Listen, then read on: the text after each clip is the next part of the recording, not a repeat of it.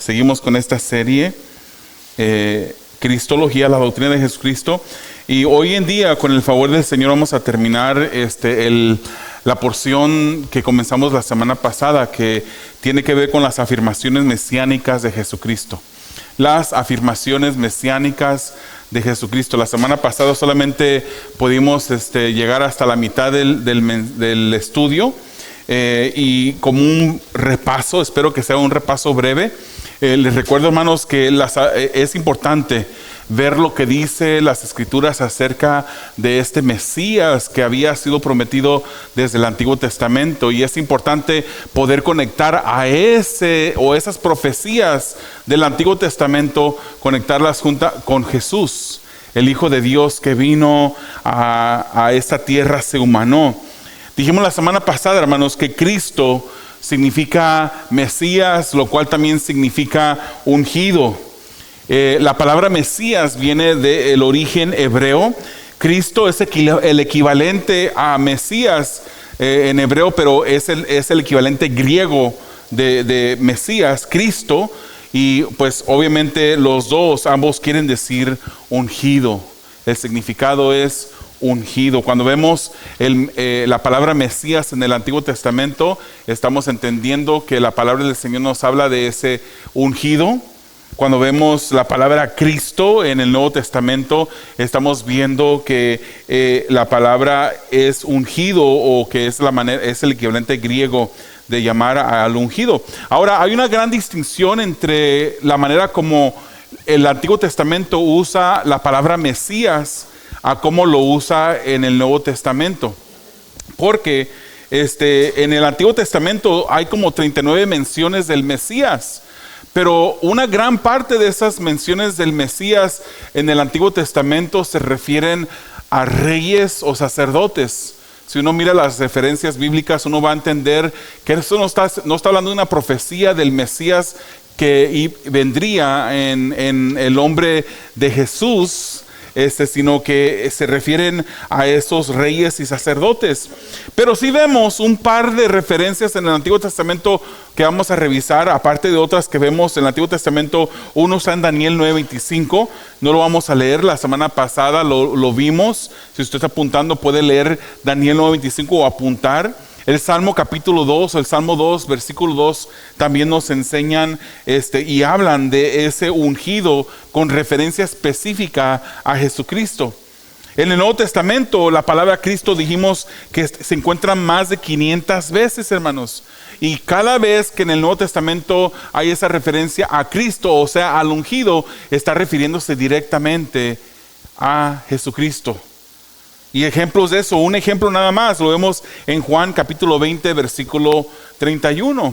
Habiendo establecido lo que quiere decir Mesías, ungido, les di al comienzo de la semana pasada una advertencia que especialmente esta porción del estudio parece un poquito como más académico que los otros, porque hay muchas citas también que vamos a estar dando. No vamos a poderlas leer todas, pero les voy a dar la referencia conforme vayamos avanzando en este estudio de las afirmaciones mesiánicas de Jesucristo.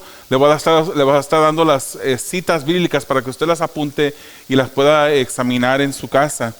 Lo primero que establecimos la semana pasada es que el Mesías es la simiente de la mujer. La simiente de la mujer, y vimos cómo el protoevangelio, que así se le menciona a Génesis 3:15, nos habla de esa simiente que vendría, que aplastaría la cabeza de la serpiente, y la serpiente heriría la simiente de la mujer en el calcañar, o en el ¿cuál es el otro nombre? En el talón. Gracias, hermano. En el talón.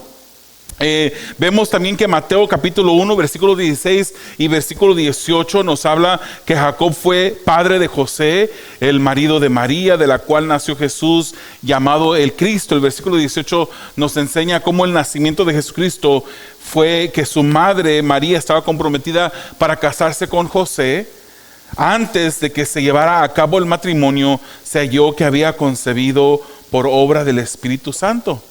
Se halló. Entonces, en ese momento María cae en ciertos rumores, en ciertas lenguas, en ciertas personas, cae como en descrédito. Porque una mujer que se suponía tenía que llegar pura, virgen al matrimonio, se encuentra de que antes que hubiese concebido o se hubiese consumado más bien el matrimonio, se dio la noticia de que ella estaba embarazada. Es por eso, hermanos, que Mateo capítulo 1 vemos que destaca la genealogía de Jesús por la línea de José. Pero decimos que Lucas capítulo 3 destaca la genealogía de Jesús por la línea de María. Después de que salgamos del estudio y salgamos de la transmisión, vamos a abordar esa pregunta que se hizo la semana pasada para confirmar cómo es que Lucas capítulo 3 nos destaca la genealogía de Jesús por línea de María. Pero lo que quiero decir es que ese descrédito en la que cayó esta María, vemos incluso que se menciona brevemente en Lucas capítulo 3, donde dice el que se suponía que era hijo de José. Amén. Vamos a leer eso y vamos a verlo más en detalle más adelante.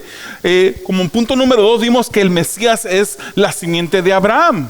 Tenía que ser el Mesías descendiente de Abraham, de acuerdo a Génesis capítulo 12, versículos 1 al 3 y también versículo 7, donde se le dio a Abraham su promesa. Le dijo que se saliera de su tierra y de su parentela, y él lo iba a llevar a un lugar que ni siquiera le dijo a dónde era.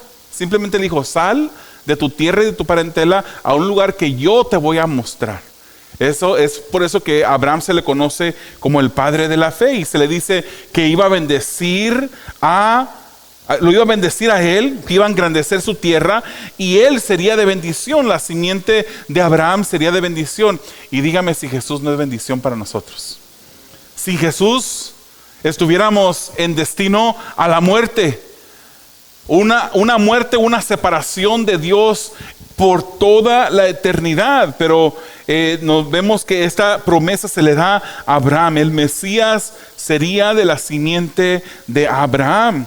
Es por eso, hermanos, que Mateo capítulo 1, que menciona la genealogía de acuerdo a José, quien era el padre legal de Jesús, no era padre biológico, pero era el padre legal, tenía las mismas responsabilidades sobre Jesús, siendo que él lo había tomado bajo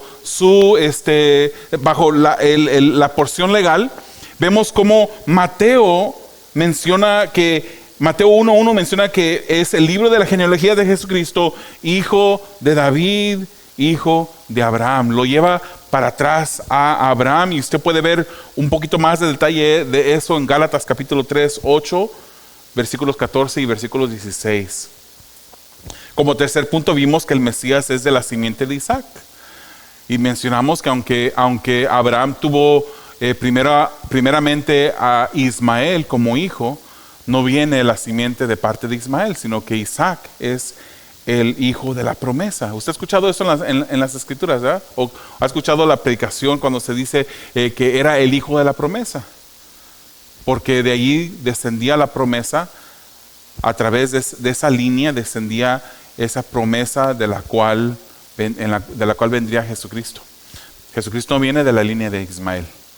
Hay hermanos del pueblo de Israel el día de hoy que han descendido, pueblos que han descendido de parte de Ismael, que hoy en día no se llevan con sus hermanos, sus parientes, que son los israelitas. Pero Isaac fue el hijo de la promesa. Usted lo puede leer también en Hebreos capítulo 11. Como cuarto punto, dijimos que el Mesías es de la línea de Jacob. Otro ejemplo de cómo no vino del primogénito la línea. Dios es el que escoge, ¿verdad? La palabra de Dios nos dice, hermanos, claramente que Él aborreció a Esaú y escogió a Jacob. Y aborrecer es simplemente no lo escogió a él, sino que no escogió a Esaú, sino que escogió a Jacob. Siendo Esaú el primogénito, Dios lo hace a un lado, porque Dios tiene misericordia de quien Él tiene misericordia. ¿Y quién de nosotros vamos a pararnos delante de Dios y decirle: no fue correcto lo que hiciste, Dios? sino que Él es soberano, Él tiene autoridad y Él puede hacer como Él quiere. Vemos esto del Mesías que vendría de la línea de Jacob en Números capítulo 24. Usted lo puede apuntar y leerlo después, versículos 17 al 19. También vimos la semana pasada que el Mesías es de la tribu, de la tribu de Judá. Eso lo vemos en Génesis capítulo 49, versículo 10, donde dice: el cetro no se apartará de Judá, ni la vara de gobernante de entre sus pies, hasta que venga Silo, y a él sea dada la obediencia de los pueblos. El cetro, o sea, el cetro simboliza autoridad divina, realeza, simboliza justicia. Eso nos está diciendo que esta simiente, esta promesa vendría por la tribu de Judá. Lo puede leer usted en Génesis 49, 10. También Mateo capítulo 1 versículo 2 dice que Abraham fue el padre de Isaac, Isaac de Jacob y Jacob de Judá y de sus hermanos. Ahí cuando viene explicando la genealogía. Hebreos capítulo 7 también le da más claridad sobre eso. El Mesías es de la familia de Isaí. Isaías capítulo 11 lo dice, Romanos capítulo 15 lo dice. También dijimos y vimos cómo en las escrituras el Mesías vendría de la casa de David. De todos los 8 hijos que tuvo Isaí, la promesa descendió por la casa de David, el número 8, el hijo número 8 de Isaí. Usted lo puede leer en 1 Samuel capítulo 16, lo puede leer en 2 Samuel capítulo 7, Salmos 89, Salmos 132, Mateo 1, para los que están apuntando, Romanos 1, 3, Apocalipsis 5, versículo 5, Apocalipsis 22, 16. Cada uno de esos versículos nos enseñan que David vendría de la línea, que Jesús vendría de la línea de David, de la descendencia de David. También vimos, hermanos, que la línea de la descendencia vendría a través de uno de los hijos de David llamado Salomón. Usted lo puede leer eso en 1 de Crónicas capítulo 22. El Mesías nacería en la ciudad de Belén, Miqueas capítulo 5:2, Mateo capítulo 2, versículos 1 al 8, Lucas capítulo 2, versículos 4 al 7. Es un repaso rápido de lo que vimos la semana pasada. Ahora entramos a territorio nuevo. El Mesías, hermanos, es necesario que nosotros lo conozcamos y que nosotros podamos saber lo que la Biblia dice acerca del Mesías. Porque si no sabemos, hermanos, y no podemos defender eso, podrán venir otras corrientes de religión a decirnos que el Mesías venía por otras fuentes o de otro lugar y uno no saber cómo defenderlo. El Mesías nacería de una virgen. El Mesías nacería de una virgen. Isaías capítulo 7, versículo 14 dice así: por tanto el Señor mismo les dará esta señal. Miren, una virgen concebirá y dará a luz un hijo y le pondrá por nombre Emmanuel. Y el Nuevo Testamento nos dice y nos aclara que Emmanuel quiere decir ¿qué? Dios con nosotros, así es. Y la palabra del Señor nos aclara claramente, válgase la redundancia, que Jesús es ¿qué? Es Dios. Jesús es Dios, y porque Jesús es Dios, Dios estaba con nosotros. En el principio era el Verbo, y el Verbo era con Dios, y el Verbo era Dios. No era porque fue y ya no es, sino que fue desde el principio, siempre este Verbo fue Dios. Y el versículo 14 de Juan capítulo 1 nos dice que este Verbo se hizo carne y habitó entre nosotros, y vimos su gloria como del unigénito del Padre. Amén. Ese Verbo que habitó entre nosotros se llama Jesucristo. 100% Dios, 100% hombre, verdaderamente Dios, verdaderamente hombre. Entonces esa profecía de Isaías capítulo 7 versículo 14 se cumplió en el Nuevo Testamento. Hermanos, de 300 profecías que se dijeron acerca de Jesús, Jesús las cumplió en su vida aquí en la tierra. Eso es asombroso. Si usted es un estudiante de estadística, usted se va a dar cuenta la gran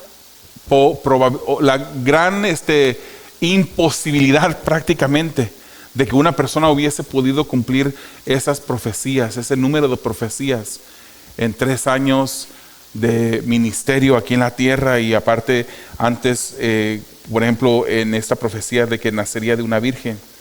Vemos esta profecía que se cumplió en Mateo capítulo 1, versículos 22 y 23. Mateo 1, 22 y 23. Entonces estamos viendo cosas que se dijeron del Mesías que luego se cumplen en el Nuevo Testamento. Amén. Por eso le estoy casi siempre dando una cita del Antiguo Testamento y luego le estoy dando la referencia del Nuevo Testamento que cumple esa profecía. También, hermanos, número 11, el Mesías vendría mientras el segundo templo aún está en pie. Malaquías capítulo 3, versículo 1 nos habla de eso. Nos habla que el Señor vendría a su templo. Dice así: miren, yo envío a mi mensajero y él preparará el camino delante de mí. Y vendrá de repente a su templo el Señor a quien ustedes buscan, el mensajero del pacto en quien ustedes se complacen, ya viene, dice el Señor de los ejércitos. Entonces ese Mesías llegó, y llegó o no llegó durante el tiempo del segundo templo.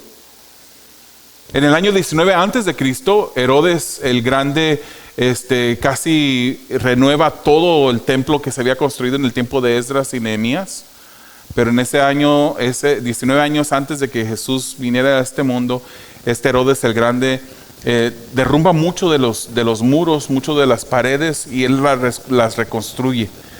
Pero aún así ese segundo templo no fue, como quien dice, destruido como fue destruido en el año 70 después de Cristo, sino que todavía se le consideraba, por ser una renovación, se le consideraba todavía el segundo templo, y Jesús llegó en ese tiempo.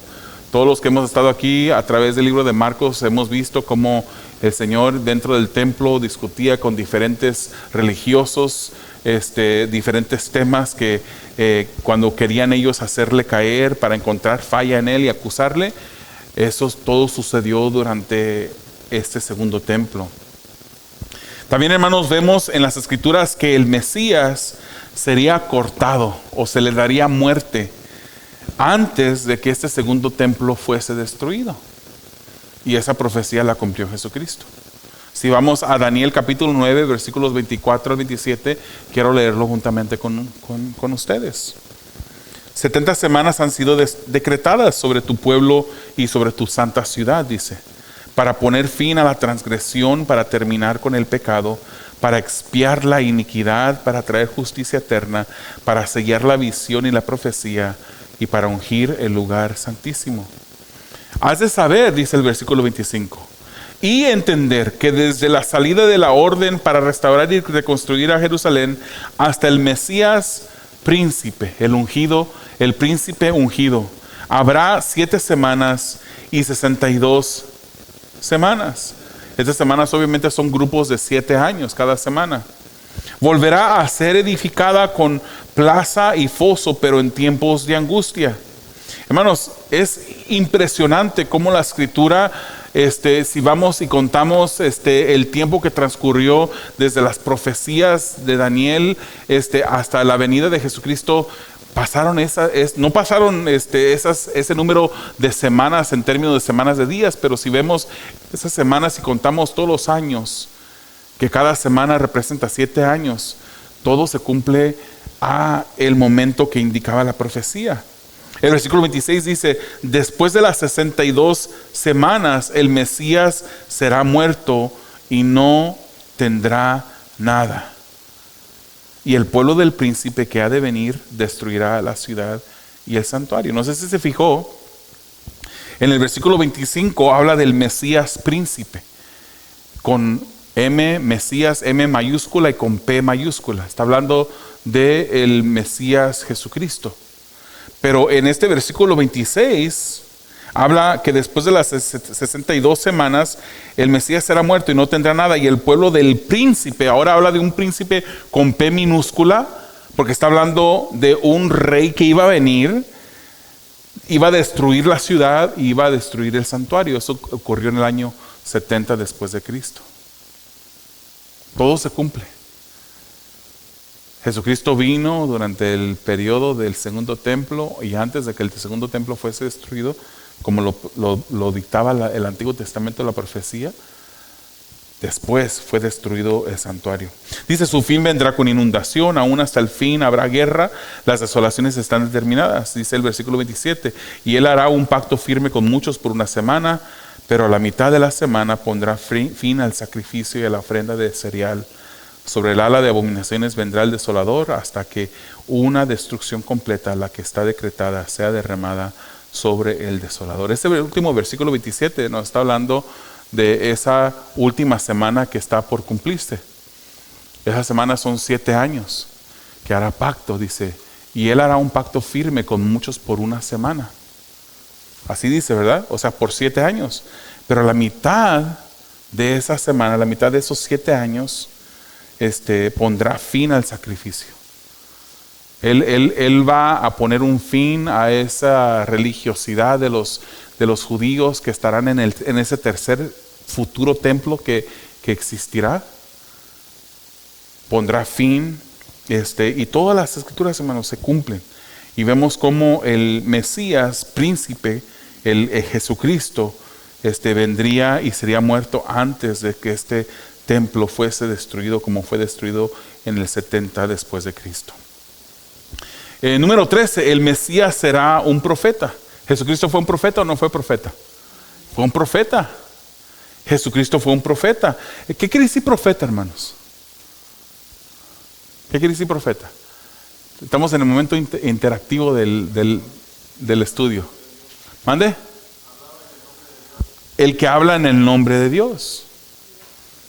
Un profeta, los profetas que vemos en el tiempo de la antigüedad, en el Antiguo Testamento, como también en el Nuevo Testamento, hablaban palabra de Dios. Y las escrituras nos hablan de profetas también en el Nuevo Testamento. Sus discípulos, los apóstoles, se les menciona también como profetas, porque ellos hablaron esa palabra que después quedó registrada en la Biblia que tenemos enfrente de nosotros. Es palabra de Dios esto que estamos viendo. ¿Usted quiere ver cómo el Mesías sería un profeta? Puede ir al Deuteronomio 18:18. No lo vamos a leer. Podemos ver también Lucas capítulo 4 y Lucas capítulo 7, donde nos enseñan cómo Jesús fue profeta. E incluso en Hechos capítulo 3, versículos 19 al 24, se le nombra a Jesús profeta. Número 14, hermanos, el Mesías sería un sacerdote. Así lo vemos en Salmos 118, en Hebreos capítulo 3, varios capítulos de Hebreos, capítulo 3, capítulo 4, capítulo 5, 6, 7, todos esos. Pero quiero que vayamos a Hebreos 7:26 para leer un pasaje de cómo el Mesías es sacerdote, nuestro Señor Jesucristo. ¿Sabía usted, hermanos, que en el Antiguo Testamento, cuando existía el tabernáculo y después el templo, ¿verdad? El tabernáculo era una tienda que era movible, se levantaba y había personas asignadas a levantar el tabernáculo cuando el pueblo de Dios se movía de un lugar a otro, cuando iban navegando por el desierto. Pero el tabernáculo y el templo, después cuando fue construida un edificio permanente que ya no era una tienda, estaba compuesto de 3 áreas. Una área era el área del tabernáculo y más adentro estaba el lugar santo y más adentro estaba el lugar que se le llamaba el lugar santísimo. Hoy en día no podemos asignar eso a esta estructura, porque esto no es un templo, hermanos. Sabemos que el templo somos nosotros ahora, el Espíritu Santo vive con nosotros. Pero si este fuera un templo, allá afuera, antes de entrar, sería el lugar del atrio. Aquí, en el área donde están sentados ustedes, sería el lugar santo, y el lugar acá enfrente sería el lugar santísimo.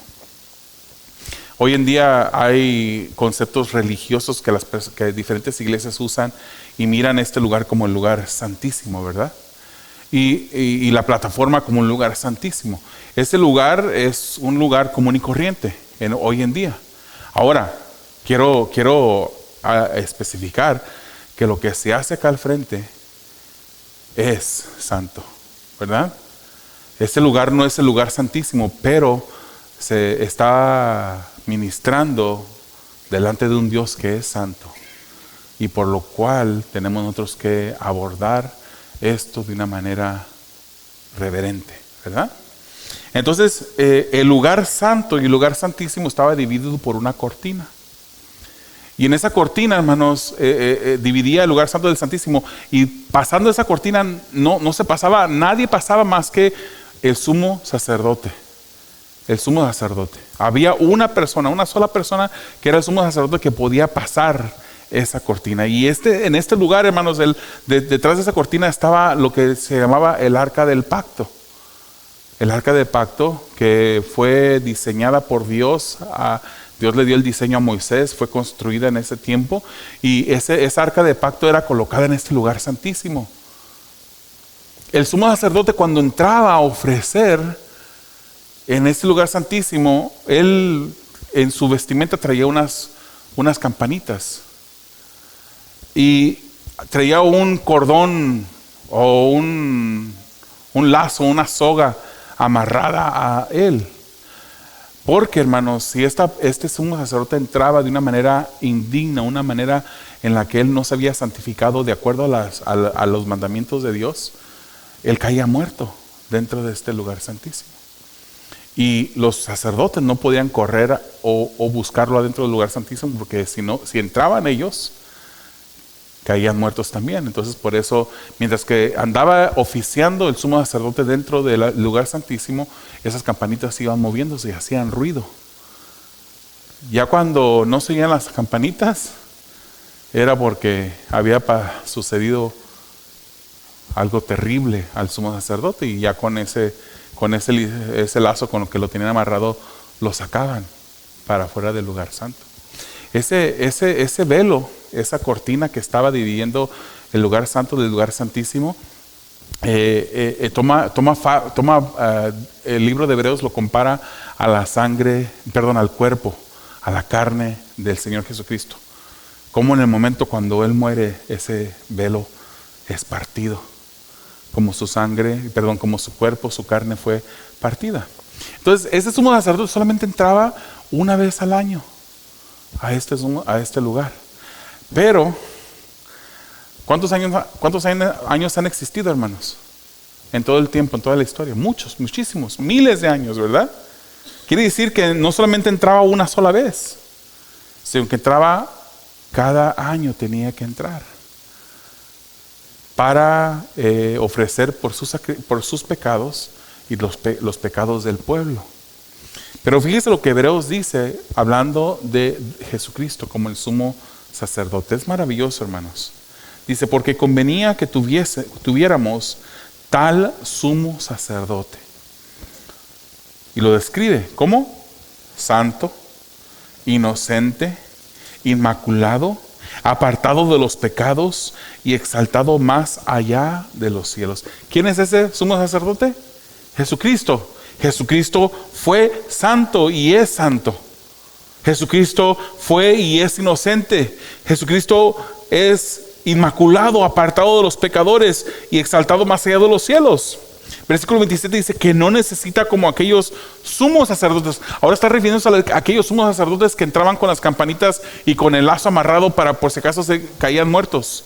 Dice que no necesita como aquellos sumos sacerdotes ofrecer sacrificios diariamente, primero por sus propios pecados y después por los pecados del pueblo, porque esto Jesús lo hizo ¿cuántas veces? Una vez para siempre, cuando Él mismo se ofreció.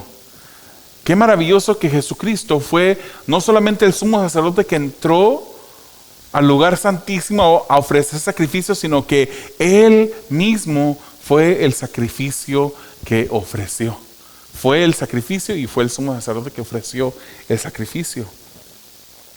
Dice el 28, porque la ley designa como sumos sacerdotes a hombres que son ¿qué? Entiéndase, pecadores, hombres débiles. Pero la palabra del juramento que vino después de la ley designa al Hijo con H mayúscula, a Jesucristo, hecho perfecto para siempre. Y el versículo 1 del capítulo 8 dice, ahora bien, el punto principal de lo que se ha dicho es este: tenemos tal sumo sacerdote que se ha sentado a la diestra del trono de la majestad en los cielos.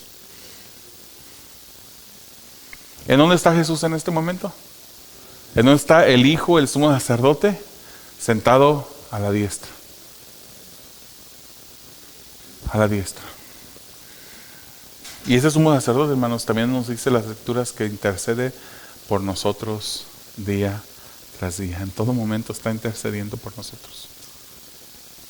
¿Quién necesita que interceda a Jesús por usted? Todos nosotros. Necesitamos, hermanos, y gracias a Dios por este sumo sacerdote que está intercediendo por nosotros. Ya no está ofreciéndose como sacrificio. Ya no tiene que Él una sola vez ofreció por siempre. No hay necesidad de que haya sacrificio tras sacrificio. Es por eso que consideramos y vemos un poquito mal dicho o mal aplicado lo que la Iglesia Católica hace. La Iglesia Católica tiene misas continuamente. Y la palabra misa viene de esa raíz sacrificio. Como que sacrifican, como que vuelven a hacer sacrificio tras sacrificio tras sacrificio. Y no, Jesús se sacrificó una sola vez, se entregó, se ofreció una vez por siempre. Damos gloria al Señor, amén. Por eso. El Mesías sería un juez también, número 15.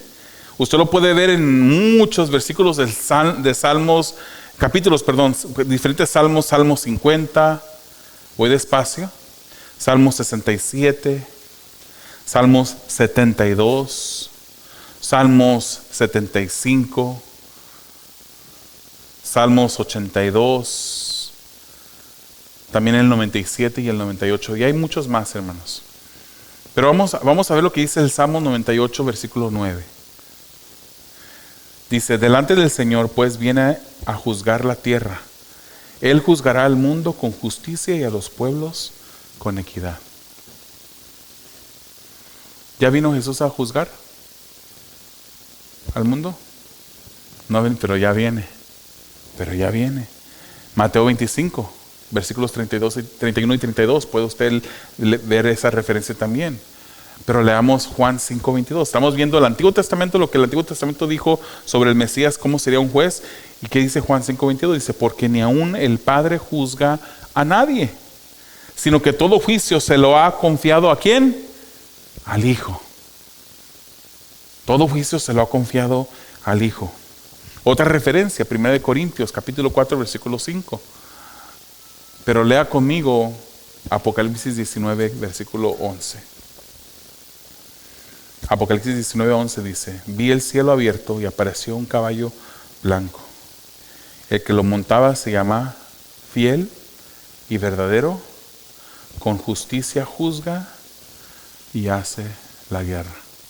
O sea, hermanos, que la primera vez que Jesús vino a la tierra, cuando nació a través de una virgen llamada María, que dicho sea de paso, esa virgen que era virgen, después de Jesús nacer, después, no antes, después de Jesús nacer, esa virgen vivió una vida conyugal común y corriente con su esposo José.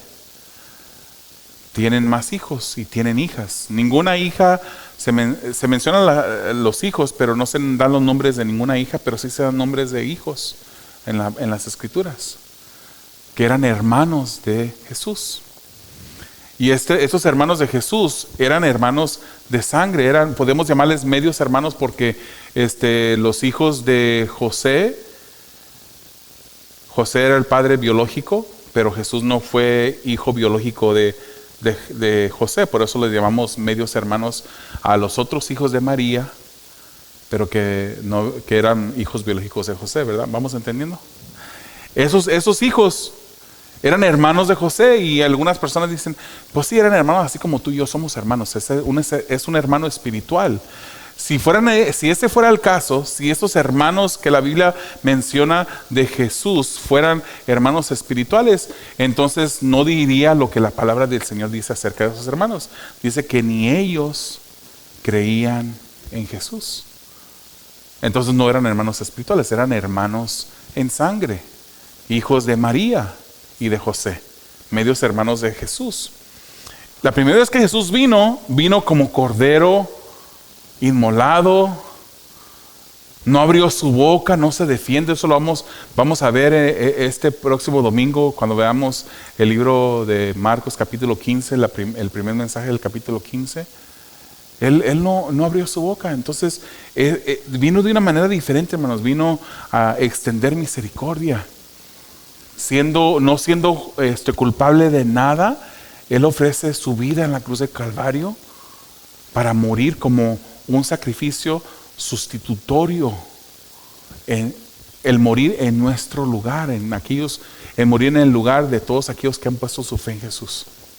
O sea, Él murió y su muerte tiene el potencial de poder salvar a todos, pero solamente serán salvos aquellos que pongan su fe en Jesús.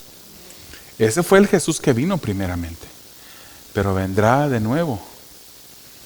Y cuando hablamos de la segunda venida del Señor, no estamos hablando del rapto, estamos hablando de cuando Él volverá a esta tierra.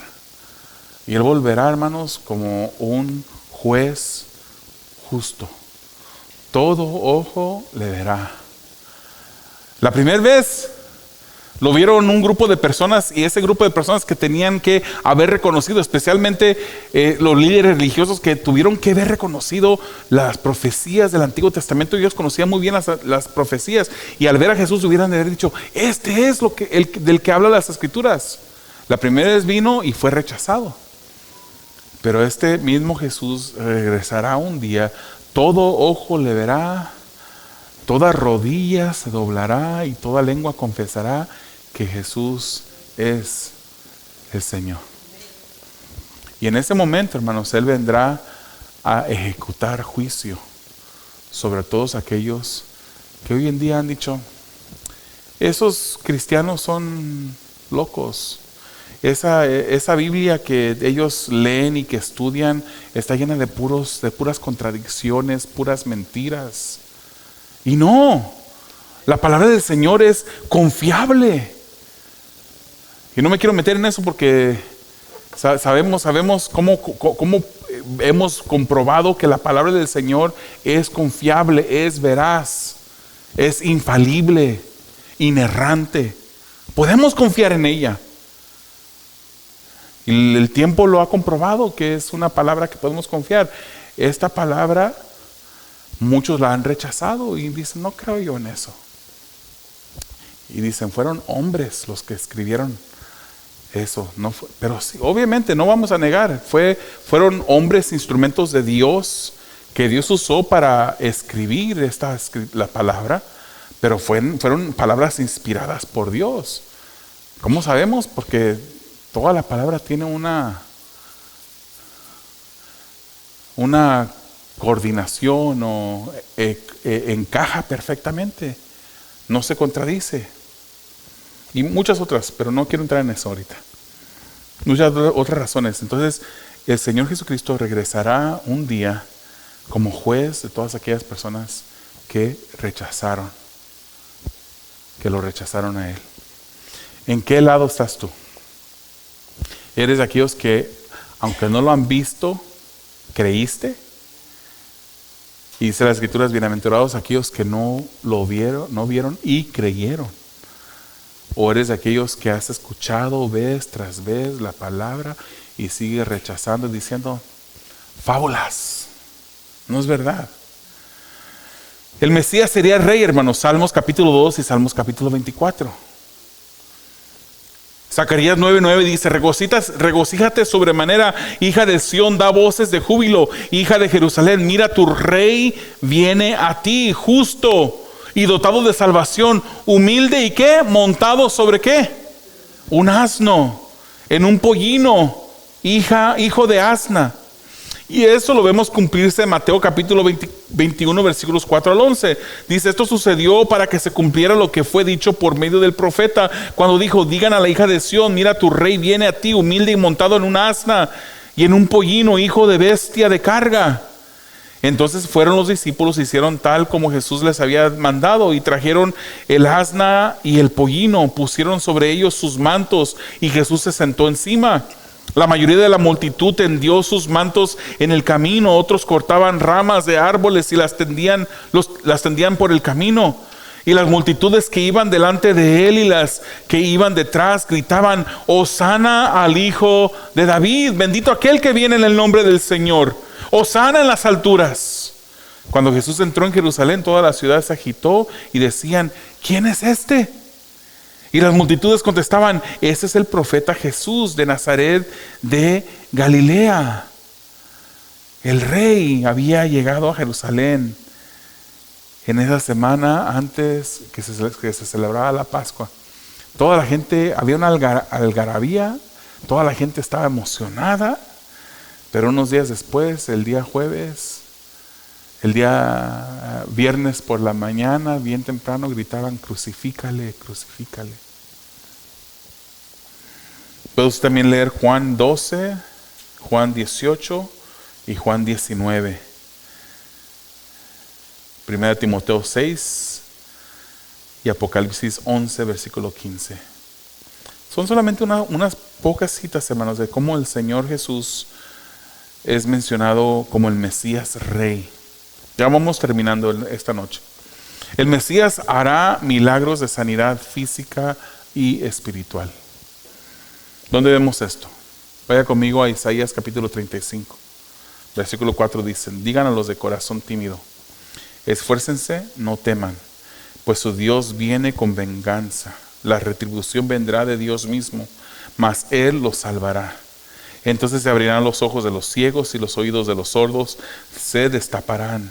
El cojo entonces saltará como un ciervo y la lengua del mudo gritará de júbilo, porque aguas brotarán en el desierto y arroyos en el Arabá. Hermanos, aquí hay menciones de cómo los ojos de los ciegos se iban a abrir, los oídos de los ciegos se iban a empezar a funcionar y los oídos de los sordos se destaparán. Dice: y el cojo entonces saltará como un ciervo, la lengua del que era mudo cantará o gritará de júbilo. Entonces estamos viendo aquí algo que parece un milagro físico, de una sanidad física. Si vamos también a Isaías capítulo 53, versículo 4, vemos cómo se menciona. Incluso, ¿por qué no vamos ahí? No lo tengo en la pantalla, pero Isaías capítulo 53, versículo 4 dice: ciertamente Él llevó nuestras enfermedades y cargó con nuestros dolores, con todo nosotros lo tuvimos por azotado. Está diciendo que llevó nuestras enfermedades y cargó nuestros dolores. Yo tengo la convicción, hermanos, que Isaías capítulo 35 e Isaías capítulo 53 están hablando de esa sanidad espiritual que el Señor hizo. Cuando el Señor vino y nos sanó de nuestra enfermedad que teníamos. ¿Cuál es la peor enfermedad, hermanos? La peor enfermedad, mire, si usted tiene cáncer, el cáncer se lo lleva a lo mejor en unos años si la quimioterapia o cualquier otro tratamiento no le ayuda y le extiende un poquito la vida. Se lo lleva. Si usted tiene otras enfermedades también, las enfermedades se lo van a llevar, ¿verdad? Pero hay una enfermedad que posiblemente no te corte la vida como te la corta el cáncer, pero te la corta peor, de una manera peor. Porque un cristiano que ha puesto su fe en Jesús muere de cáncer, ¿a dónde va? Ausente del cuerpo, nos enseña Pablo, es estar presente con el Señor. Pero una persona que muere con la enfermedad del pecado, ¿a dónde va? Puede tener 100 años de vida aquí en la tierra,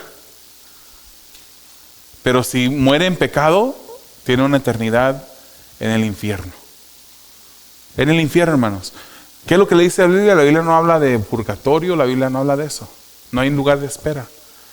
Hebreos capítulo 9, versículo 27 dice: está establecido que el hombre muera solamente una vez y después de eso el juicio. Ya no hay una segunda oportunidad. Yo no puedo hacer servicios y misas, pagar para sacar a mi ser querido del purgatorio para que llegue al cielo. Eso no está en la Biblia. Y la Biblia es nuestra fuente de verdad. El que muere sin Cristo, directamente al infierno. Aunque haya vivido 100 años aquí, se va. Pero el Señor Jesucristo llegó a limpiarnos, a salvarnos, a sanarnos de la enfermedad del pecado del corazón. ¿Lo creemos así? Amén. Ahora, habiendo dicho eso, Mateo usa esta profecía de sanidad espiritual para conectar a Jesús con ese Mesías que había sido profetizado. Mateo lo conecta con la sanidad física para comprobar que Él era el Mesías. ¿Quiere leerlo usted conmigo? No va a estar en la pantalla, pero vayamos a Mateo capítulo 8. Mateo capítulo 8, vamos a ver los versículos 16 y 17. Mateo 8, versículos 16 y 17 dicen así: y al atardecer le trajeron muchos endemoniados y expulsó a los espíritus con su palabra y sanó a todos los que estaban enfermos. Y dice el versículo 17, para que se cumpliera lo que fue dicho por medio del profeta Isaías cuando dijo, Él tomó nuestras flaquezas y llevó nuestras enfermedades. Eso es una cita de Isaías capítulo 53, versículo 4. O sea, hermanos, aunque yo tengo la convicción que Isaías 35, Isaías 53, que si se fijan es el nombre nomás invertido, el 35 y el 53. Yo tengo la convicción que eso se está hablando de una sanidad espiritual, de esa enfermedad del pecado del corazón. Aún así, Mateo usa esta profecía de sanidad espiritual para conectarla con la sanidad física que Jesucristo obró en diferentes personas y para así comprobar que Él era el Mesías. Bien. La penúltima, hermanos, número 18. El Mesías nos salvará de nuestros pecados. Y creo que ya lo mencionamos, Isaías 53, también el 43, Isaías 43 habla de esto, Isaías 44 y 45. Entonces, lo repito, Isaías 43, Isaías 44, 45 y el 53, esos capítulos. Y por último, el Mesías resucitaría de entre los muertos. Nos dice el Salmos 16, versículos 8 al 10. Al Señor he puesto continuamente delante de mí, porque está a mi diestra, permaneceré firme. Por tanto, mi corazón se alegra y mi alma se regocija, también mi carne morará segura. Porque tú no abandonarás mi alma en el Seol, ni permitirás que tu santo sufra.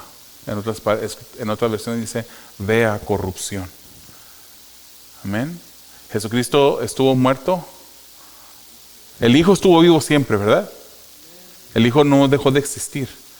Pero el cuerpo de Jesús murió. ¿Cuántos tiempo? 3 días. Y al tercer día, así como lo dijo Él, resucitó. Incluso todavía no estaba en estado de descomposición. Él muere un viernes ya tarde, tanto que ni siquiera las mujeres tuvieron oportunidad de ungir su cuerpo. Y ese proceso de ungir un cuerpo en el tiempo en esta cultura era para contrarrestar esos olores de un cuerpo en descomposición. Pero muy temprano el domingo en la mañana, las mujeres van rumbo a el sepulcro a ungir el cuerpo de Jesús. Pero por la gracia y la misericordia y la obra de Dios, encuentran la tumba vacía. Amén. Gloria al Señor por eso. Hechos 2 y 1 Corintios también nos hablan de la resurrección de Jesucristo. Ese Jesús, hermanos, el Hijo de Dios que preexistió, que creó todo lo que existe, que es Dios mismo, ese es nuestro Mesías, el ungido, el Cristo. No solo fue Mesías para los judíos, hermanos, sino que también fue el ungido que nos rescató a nosotros, los gentiles, que en arrepentimiento hemos venido a Él. Nos salvó a nosotros. Gloria al Señor por eso. Le damos gracias al Señor por su palabra y cómo su palabra nos enseña que Él fue ese Mesías que estaban esperando los judíos, que lamentablemente los judíos no lo aceptaron. A los suyos vino, dice las Escrituras, y los suyos le rechazaron y no le recibieron, ¿verdad? Pero a los que, ¿qué? A los que han creído en su nombre se les ha dado la potestad, o sea, el poder, la posibilidad, la autoridad de ser llamados hijos de Dios. ¿Damos gloria al Señor por ello? Amado Dios, te damos gracias por tu palabra. Gracias, Señor, te damos porque podemos entender a través de las Escrituras que tú eres el Mesías que fue profetizado, que vino a través de ese nacimiento usando ese vaso de la Virgen María, Señor, para traer a tu Hijo, para traer salvación a este mundo. Y Señor, te damos gracias porque nos has dado a nosotros la oportunidad de conocerte, de poner nuestra fe en ti, de venir en arrepentimiento a ti. Y sabemos, Señor, que tenemos un destino eterno en el cielo por tu gracia y para tu gloria, Señor. Gracias. En nombre de Jesús. Amén.